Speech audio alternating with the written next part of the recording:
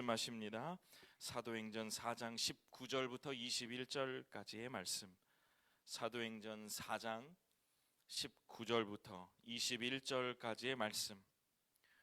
짧은 구절이어서 저와 여러분이 합독하시도록 하겠습니다. 사도행전 4장 19절부터 21절까지의 말씀 함께 읽겠습니다. 베드로와 요한이 대답하여 이르되 하나님 앞에서 너희의 말을 듣는 것이 하나님의 말씀을 듣는 것보다 옳은가 판단하라. 우리는 보고 들은 것을 말하지 아니할 수 없다 하니 관리들이 백성들 때문에 그들을 어떻게 처벌할지 방법을 찾지 못하고 다시 위협하여 놓아 주었으니 이는 모든 사람이 그 된 일을 보고 하나님께 영광을 돌림이라. 아멘. 기도하겠습니다. 고마우신 아버지 하나님, 하나님의 귀한 말씀을 이 시간에도 우리들에게 주셨사오니 한 구절 한 구절 무슨 말씀을 하실까 기대하는 마음으로, 또 은혜를 받고자 하는 마음으로 주의 말씀을 듣게 하여 주옵소서. 이 말씀이 살아 운동력 있게 준동하여서 하나님의 사람들이 이 말씀을 통하여 목마른 곳이 채워지고 주의 말씀을 따르고자 하는 용기와 실천력이 생겨지는 귀한 주의 말씀이 되게 하여 주옵소서. 담대한 교회로 살아가기를 원하옵니다. 주의 말씀을 통하여 깨닫게 하여 주옵소서. 감사드리며 예수님 이름으로 기도드립니다. 아멘. 네, 오늘 본문 사도행전 4장 19절부터 21절까지의 본문을 가지고 세상이 이유를 물을 때 대답하라. 세상이 이유를 물을 때 대답하라 라는 제목으로 말씀을 전하겠습니다. 담대한 교회로 어떻게 살아갈 것인가? 담대한 교회로 살아가기 네 번째의 시간입니다. 사도행전 4장을 살펴보고 있는데요, 세 번의 설교를 통해서 우리 안에 확고히 자리 잡아야 될 것이 있습니다. 바로 그것은 우리 모든 주의 성도들이 성령의 임재에 사로잡혀야 한다라는 것입니다. 성령의 임재에 사로잡혀야 한다. 이 성령의 열사는 우리를 통하여, 우리로 하여금 성령을 받는 유익이 무엇이냐 생각나게 하신다는 거예요. 생각나게 하시고 증인되게 하신다라는 것입니다. 담대한 교회로 살아가기 첫 번째, 성령을 받으라라는 것이죠. 왜요? 생각나게 해주시고 증인되게 해주시기 때문에 그렇다. 우리가 자칫 주의 말씀을 놓칠 때가 많잖아요. 왜 그런가? 성령의 임재가 나에게 충만한가 새겨봐야 되는 거예요. 생각이 나야, 주의 말씀이 생각이 나야, 주가 하신 일이 생각이 나야, 복음서에서 말씀하시는 것이 생각이 나야 우리가 증인될 수 있다라고 말씀을 드렸습니다. 그렇게 되면 성령이 우리 안에 임하시면 성령은 우리의 말을 변화시켜 주신다. 이게 2장의 내용이었어요. 그래서 방언의 이야기를 말씀드렸습니다. 성령은 우리의 말을 변화시켜 주세요. 근데 그 말은 일반적인 방언이 아니라 사랑의 방언으로 이어져야 된다. 그 사람에게 친절하며 그 사람의 필요한 것을 채워주는 진실과 사랑과 감사, 이것으로 채워지는 사랑의 방언까지 이어져야 된다. 그래서 결국 성령이 나에게 닿으면, 성령이 닿으면 나를 통해서 누가 드러날까요? 예수 그리스도가 드러난다. 이 얘기가 이제 지난주까지의 세 번의 여러분과 말씀을 나누었던 이야기입니다. 오늘 이 사도행전 4장의 이야기는 성령을 받은 사람들이 첫 번째 겪는 시련의 모습을 우리는 발견할 수 있다는 거예요. 시련의 모습. 목사님, 성령의 임재를 충만하면 이런 일 없을 것 같은데요. 아니요, 있습니다. 이 배열도 너무 멋있게 배열이 됐다라고 저는 개인적으로 느끼는데, 성령을 받은 사람들이 받는 첫 번째 시련이 어떤 것이었냐면 병 나음과 기적의 환희보다, 제가 이렇게 썼는데 이 4장의 내용은 앞장에 나오는 이 사도행전 3장의 안진뱅이가 일어난 사건을 두고 서기관들과 관리들과 사람들이 모여서 이야기를 나눈 내용이 바로 이 사도행전 4장의 이야기예요. 그러면 여러분 한번 상상해 보십시오. 지난주에 아니면 바로 전에 어떠한 안진뱅이의 사람이 소생하고 회복을 얻었다면 우리 안에 어떤 것이 더 많겠습니까? 환희가 있고 기쁨이 있고 또 그 기적에 대한 감사가 넘쳐나고 있어야 되는 상황이잖아요. 그러는 상황들이 우리에게 상상이 되잖아요. 그런데 이 4장은 사람들이 그러한 기쁨과 환희를 나누기보다 뭐라고 묻기 시작하냐면 무슨 일이 일어난 거야? 왜 그랬냐? 어떻게 된 일이야를 묻기 시작한다는 거예요. 그러니까 사람이 요 좋은 일이 있으면 사돈이 사면 땅을 사면 배가 아프다 그런 느낌인가요? 안진뱅이 나면서부터 안진뱅이가 나았는데 기쁨을 누리지 못하고 뭐야? 어떻게 한 거야? 무슨 일이 일어난 거야? 라고 사람들이 막 묻는 불편한 상황이 이 사도행전 4장에 일어나고 있다는 거예요. 우리 이 성령을 받은 사람의 입장으로 봐서는 억울하죠. 왜요? 내가 유익을 얻은 것이 없어요. 그 사람이 유익을 얻었지. 그런데 사람들은 마치 내가 하지 말아야 할 일, 못할 짓을 한 것처럼 이유를 대라고 계속 재촉하는 상황이 바로 이 사도행전 4장에 나오는 이야기입니다. 말씀을 따라 성령의 임재를 경험하면 막 승승장구할 것 같은데 아니나 다를까 우리네 상황이 이상하게 꼬여가는 일들이 오늘 이 사도행전 4장에 나온다는 거예요. 사면 초과가 되는 상황이죠.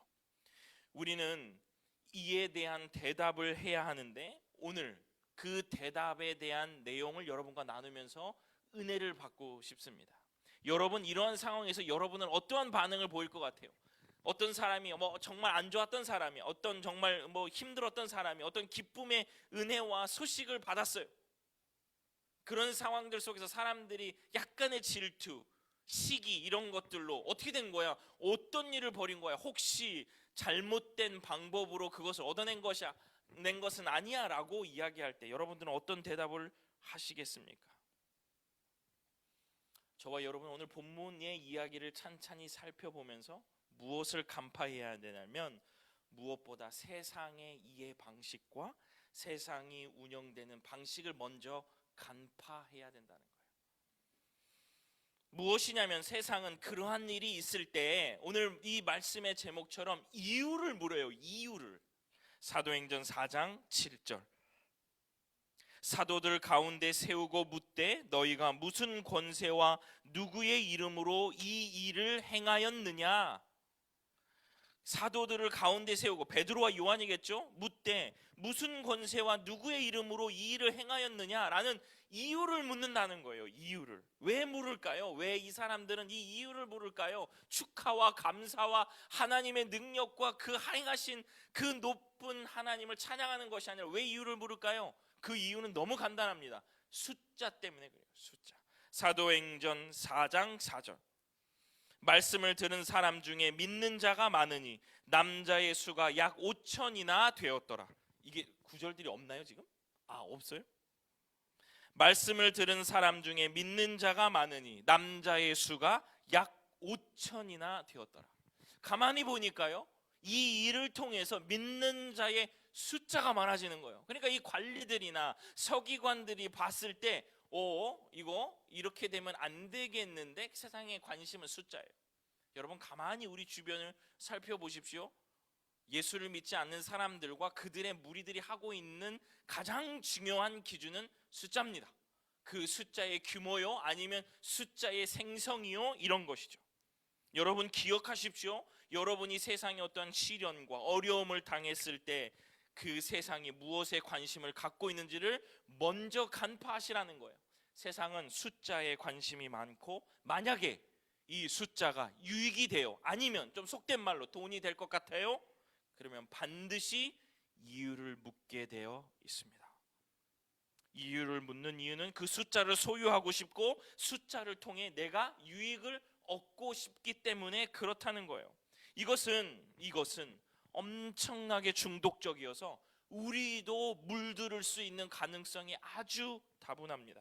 우리가 이러한 것에 대한 아주 영적인 민감함이 없다면 우리도 어느새 숫자를 손에 꼽고 있을 때가 많을 거예요. 금방 숫자에 치중하여서 그 이유를 캐내어서 나의 삶에도 적용해 보려고 하는 그러한 욕심과 그러한 시도가 우리들에게 있을 수도 있다는 거예요. 여러분, 그들은 궁극적으로 그렇게 함을 통해서 자신이 그 숫자의 권위자가 되고 싶은 거예요. 누구로부터 이런 권세가 나왔느냐? 이 말은 무엇이냐면 나도 그 권세를 가질 수 있을까? 나도 그 일을 할 수 있을까에 대한 이유를 묻는 거예요. 결국 소유하고 싶은 거죠. 심판자가 되고 싶은 거. 이런 사람들 많죠. 그 숫자가 갖게 되면 그렇잖아요. 우리도 그 돈을 많이 가진 사람 아니면 그 숫자를 많이 가진 사람 앞에 머리를 조아릴 수밖에 없잖아요. 왜냐하면 그들이 어느 순간 그 심판자가 되어 저지가 되어 있거든요. 그리고 그것을 지배하는 것을 사람들은 목표로 합니다. 누구의 이름으로냐? 이 질문은 그것이 정말 궁금한 게 아니에요. 그것이 궁금해서 누구의 이름으로 이 일을 했느냐를 묻는 것이 아닙니다. 그것의 소유자가 누구냐? 어떻게 그것을 얻었냐? 나도 얻고 싶다. 나도 거기에 길을 대주렴. 나도 거기에 자리를 마련해 주렴. 제가 서두에도 말씀드렸듯이 오늘 이 사도행전 4장의 내용은 지난주 3장에 안진뱅이가 고침을 받고 나온 사건에 대해 관리들, 장로들, 서기관들의 반응이 기록된 이 장이 바로 사도행전 4장입니다. 그들이 이 난리를 치는 것은 수많은 사람들이 5천 명이나 되는 사람들이 모이는 것이 부러웠을 수도 있고 혹은 겁이 났을 수도 있습니다. 그러니까 나도 우리도 그 능력이나 그 중심의 인물이 될 수 있는가 없는가에 대한 궁금증이 그들에게 엄청나게 일어났을 거예요. 우리에게도 이러한 유혹은 엄청날 수 있습니다. 여러분, 이러한 논쟁은요 우리로 하여금 아주 중요한 것을 보지 못하게 하거나 놓치게 만들 때가 많이 있습니다. 여러분, 제가 이런 얘기를 계속해야 하면서 여러분 마음속에 어떤 마음이 드세요? 그거 정말 목사님 중요한 거예요? 누가 가졌냐는 거 정말 중요한 거예요? 숫자가 모이는 거 중요한 거예요? 내가 능력을 갖는 것이 중요한 거예요? 라는 질문을 하실 수도 있을 것 같아요. 그런 생각은 들지 않으세요? 성경은 그것에 대해서 아주 명확하게 지적하고 계십니다. 그들이 정작 가져야 할 것에 관심을 갖지 않고 다른 것에 관심이 더 많다는 것을 성경 속에서 우리는 발견할 수 있습니다. 여러분, 그들과 아니면 이 본문을 읽은 우리가 정작 관심을 가져야 될 일이 무엇입니까? 안진뱅이가 일어난 사건을 통해서 우리가 정작 관심을 가져야 될 내용은 무엇이냐는 거예요. 사도행전 4장 2절 제가 한번 읽어보겠습니다. 예수 안에 죽은 자의 부활이 있다고 백성을 가르치고 전함을 싫어하여. 여러분, 정작 관심을 가졌어야 되는 게 뭐죠? 안진뱅이가 일어난 사건을 통해서 그들과 우리가 관심을 가져야 될 게 뭐죠? 내가 그 능력을 소유할 수 있느냐? 내가 그것을 가지고 있을 수 있느냐? 이것보다 선행되어야 되는 것은 무엇이냐? 예수 안에 죽은 자의 부활이 있다라는 사실입니다. 그것을 우리가 먼저 받아들이고 거기에 관심을 가졌어야 해요. 나는 그것을 믿음으로 고백할 수 있는가가 중요한 것인데 사람들은 그것이 가져오는 무엇에만 관심이 있는 거예요? 결과에만 관심이 있는 거예요. 이렇게 되면요 절대 우리는 본질로 나아갈 수가 없습니다. 누구로부터 왔느냐? 그것은 본질에 대한 질문보다 내가 소유하고 싶은 욕심에 대한 질문입니다. 그런데 오늘 성경은 무엇에 관심을 가지라 그래요? 예수 안에 부활이 있다라는 사실에 더 관심을 가지라라고 말씀하시고 계시는 거예요. 여러분, 견월망지라는 말이 있습니다. 여러분 이런 얘기 들어보셨을 거예요. 달을 보라고 손가락을 가르쳤는데 달은 보지 않고 손만 본다는 내용이죠. 견월, 달을 보면 망지, 손가락을 잊어버려야 된다는 얘기인데 지망, 견월 지망.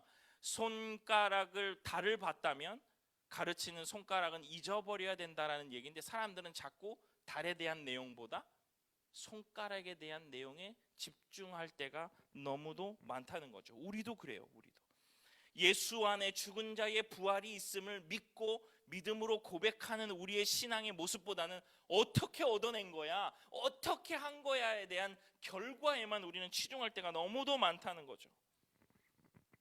손가락에 관심이 많아요. 이게 세상의 방식입니다. 지난주 성전 미문 사건만 되돌아본다면 고침의 능력보다 누가 고쳤느냐를 사람들은 많이 궁금했어요. 그것을 사도들은 항상 병고침이 있는 곳에서 그것을 굉장히 하지 않도록 지양하도록 훈련받았습니다. 누가 고쳤어? 베드로와 요한이 고쳤대. 아닙니다. 예수가 고친 겁니다. 베드로와 요한인데 베드로가 뭐 하던 사람이지? 아닙니다. 예수님이 고치신 겁니다. 요한은 누구였어? 같이 따라온 사람이 뭐라고 말했대? 아닙니다. 예수님이 고치신 겁니다. 자꾸 세상은 우리들에게 질문을 퍼부으면서 우리에게 달에 대한 관심을 갖게 하는 것이 아니라 손가락에 자꾸 관심을 갖게 만들어요. 여러분, 이것을 간파해내야 됩니다. 나는 지금 어떠한 것에 관심을 갖고 은혜로 감사하고 있느냐, 우리 찬양처럼, 아니면 고민과 절망으로 손가락 때문에 고민하고 있느냐를 생각해 보셔야 되는 거예요. 우와, 그 사람 손가락이 길더라. 와, 그 사람 손가락에 반지 꼈더라. 우와, 그 사람 손에 네일 했더라. 와, 고생 안 해본 손이네. 비본질적인 이런 무차별적인 질문에 많이 노출될 때가 있다는 거예요. 사랑하는 성도 여러분, 기도함으로 이것을 분명히 구분해낼 수 있는, 구별해낼 수 있는 주의 성도들이 되시기를 간절히 축원합니다. 부작용이 생겨요. 세상이 계속 우리들에게 질문하면, 그 질문에 계속 노출되면 우리에게 부작용이 생길 수 있어요. 뭐냐면 그 질문에 우리가 뭐라도 대답을 해야 될 것 같은 불안함이 생긴다는 거예요. 왜냐하면 믿음의 눈으로 보면 그렇게 대답하지 못할 일들이 많거든요. 왜 그러냐면 하나님이 다 하시는 일이기 때문에 우리가 얼버무릴 때가 있어요. 그러면 그 대답을 못하는 우리들에게 세상은 계속 불안함을 줍니다. 첫 번째 죄도 그랬죠. 하나님은 반드시 죽는다 했습니다. 죽는다 했어요. 그랬는데 세상이 뭐라고 물어요? 마귀가 뭐라고 물어요? 죽는다 했어? 라고 물어본다는 거예요. 죽는다 하면 그게 죽는 거예요. 그런데 세상은 또다시 우리에게 질문해요. 정말 불안해지죠. 그래서 여러분, 우리가 이 세상과 연하여 살 때, 영적인 악한 세력과 우리가 부딪히며 살 때에 세상이 우리에게 이렇게 무차별적으로 물을 때, 대답하고 살아내라라고 말할 때 여러분이 꼭 가지셔야 될 것이 있다는 거예요. 대답에 중요한 포인트가 있다는 거예요. 무엇일까요? 바로 하나님이 보시는 관점입니다. 하나님이 보시는 관점으로 대답하라는 거예요. 하나님이 보시는 관점으로요. 사도행전 4장 19절, 너무 멋있는 이야기입니다.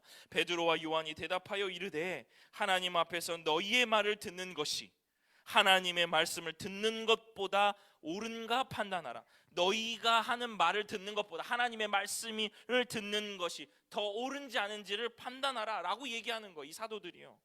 하나님 말씀을 듣는 것이 옳다, 하나님이 보시는 관점으로 말을 하는 것이 옳다라고 이야기하고 계시는 겁니다. 구체적으로 말하면 이 안진뱅이가 낳은 것은요, 사람의 힘도 아니고 우연도 아니고 노력도 아니고 오로지 이 큰 일을 하신 분은 하나님이시다, 이 이야기를 하고 계시는 겁니다. 즉 하나님이 보시는 관점으로 세상이 질문할 때에 대답하라는 것은 모든 것이 하나님께로부터 시작되었고 지금도 여전히 그 일을 이루고 계시고 끝내 하나님의 방식으로 이 모든 일이 완성될 것이다 라는 고백이라는 거예요. 너무나도 당연한 이야기인 것 같지만 우리가 그 세상 속에서 우리에게 질문할 때 질문이 여러 가지가 있을 텐데 이 질문의 가장 근원적인 얘기는 모든 것이 하나님께로부터 시작되었다는 것, 그리고 여전히 그 일을 일하고 계시고 그리고 끝끝내 그것을 이루어내실 분은 하나님이시다라는 그 고백입니다. 사랑하는 주의 성도들에게 모든 것이 하나님께로부터 온다라는 이 고백이 필요하고 그렇게 있기를 간절히 축원합니다. 담대하게 말이죠. 우리가 이러한 고백을 하면 세상은 또 한 번의 수작을 걸어요. 바로 무엇이냐면 타협입니다. 불안을 주고 그 불안을 이겨내서 고백하면 또 타협해요. 대단하죠.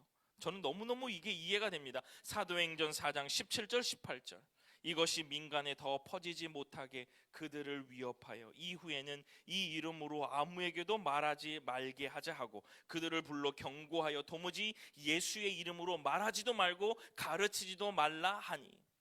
저는 이것을 읽어내면서 묵상하면서요, 위협이고 겁박이라고 그렇게 보일 수도 있겠다라는 생각도 하지만 저는 이건 타협이라고 생각해요. 우리가 어떤 우리의 몫이 있으니까 요거는 그냥 예수의 이름으로 했다라고 말하지 말으렴. 타협입니다. 타협 많죠. 우리 신앙의 삶 가운데 세상은 우리에게 타협을 많이 합니다. 매주일 가야 돼, 매일 기도해야 돼, 헌금 많이 내야 돼. 타협을 요구해요. 타협을요. 사도행전 4장 20절. 하나님의 사람 어떻게 반응합니까? 하나님의 사람 어떻게 반응합니까? 우리 함께 읽어보겠습니다. 사도행전 4장 20절. 타협을 원하는 세상에게 하나님의 사람들의 대답입니다. 시작. 우리는 보고 들은 것을 말하지 아니할 수 없다 하니. 아멘. 단호하죠. 단호하죠. 성령의 사람들의 이 단호함을 보십시오. 바로 이것입니다. 여러분, 거짓말해요. 우리가 있을 때 세상은 거짓을 가장 먼저 얘기합니다. 너네 그런 사람들 아니고 너네 주일날도 일하지 않으면 가난해져. 거짓말해요. 그리고 불안을 줍니다. 그럼에도 불구하고 그것을 이겨내면 타협해요. 이것을 뚫고 하나님께로부터 온 것이다라고 못 박아버리잖아요. 엄청난 단호함으로요. 사랑하는 주의 성도들에게 이 단호한 고백이 있기를 간절히 축원합니다. 하나님의 은혜잖아요. 하나님이 하신 거잖아요. 다 하나님의 것이잖아요. 이것은 말만으로 우리가 이 시간 고백하는 것이 아닙니다. 이게 무엇으로 드러나요? 다 하나님 것입니다. 하나님이 하셨습니다. 하나님의 은혜입니다. 이것이 그냥 말로만 고백되어지는 것이 아니라 우리의 신앙 속에 무엇으로 드러나요? 기도로 드러납니다. 예배의 모습으로 드러나고 헌신의 모습으로 드러나고 헌금으로 드러나는 거예요. 말만 하는 거 다 하나님 거. 누구는 말 못합니다. 못하겠어요. 누구는 이 말을 못하겠습니까? 그런데 그것이 기도요, 예배요, 헌금이요, 봉사요, 헌신으로 나타나는 거예요. 사랑하는 주의 성도들, 이때 이 교회 모든 삶에 이 담대한 고백이 말뿐만 아니라 여러분의 신앙 전체에 드러나게 되시기를 간절히 축원합니다. 말씀을 마치겠습니다. 여러분, 세상은 이유를 묻습니다. 물어요. 이유를 묻는다는 표현을 다르게 생각할 수 있어요. 우리에게 도전할 수 있어요. 우리를 넘어뜨리기 위해서 우리에게 말할 수 있어요. 그 이유를 대답함에 있어서 여러분의 지금 대답이 없다면 여러분의 마음과 여러분의 신비에 새기십시오. 뭐라고 대답해야 되냐면 하나님이 보시는 관점으로 얘기해야 된다. 그 이유를 대답해야 된다는 것. 그들이 묻는 것에 똑같이 대답한다면 계속 그 욕심과 그 탐욕은 우리를 계속 잡아먹을 것입니다. 그러기 위해서 하나님 보시는 관점으로 말하기 위해서 세상이 어떻게 움직이는지를 알아야 돼요. 세상이 어떻게 움직여요? 본질을 흐트러뜨려요. 본질을 알지 못하게 할 때가 너무 많아요. 우리의 고민과 우리의 울적함은 사실 비본질적인 것 때문에 더 아파하고 있을지 모릅니다. 사랑하는 주의 성도 여러분, 오늘 말씀을 듣는 주의 성도 여러분, 하나님께로 있는 거야 하고 손을 내려놓고 웃음으로 그 일을 당당하게 겪어가시기를 간절히 축원합니다. 우리의 울적함이 더 비본질적인 것에 매여서 우리를 더 아프게 할 때가 많다는 거예요. 불안하게 해요. 타협하게 합니다. 또 어떻게 하는 줄 아세요? 은근히 내 자랑이 들어가게 해요. 또 그거 운이잖아 라고 생각하고 착각하게 만들 때가 많습니다. 사랑하는 성도 여러분, 오늘 이 강단에 제가 서서 하나님께서 주신 권위로 여러분에게 선포합니다. 하나님께는 우연도 없고요, 운도 없습니다. 오로지 그분에게로 시작되었고 그분이 매듭 지으실 것이라는 거예요. 불안할 수 있고 슬플 수도 있고 우리가 그것에 대해서 마음 아파할 수 있지만 사랑하는 주의 성도 여러분, 흔들림과 유혹에 빠져버리는 것은 다릅니다. 흔들릴지라도 기도함으로 성령 하나님께서 우리들에게 주시는 대답으로 세상에 당당하게 대답하시는 주의 귀한 성도들 되시면 참 좋겠습니다. 하나님께는 우연이 없습니다. 하나님도 운도 없습니다. 필연 속에서 역사하시는 아버지 하나님께서 내가 지금 당하고 있는 이 어이없는 상황도 하나님께서 주셨다면 하나님이 반드시 매듭까지 지으실 것. 내 시간이 아니라 그분의 시간 안에서.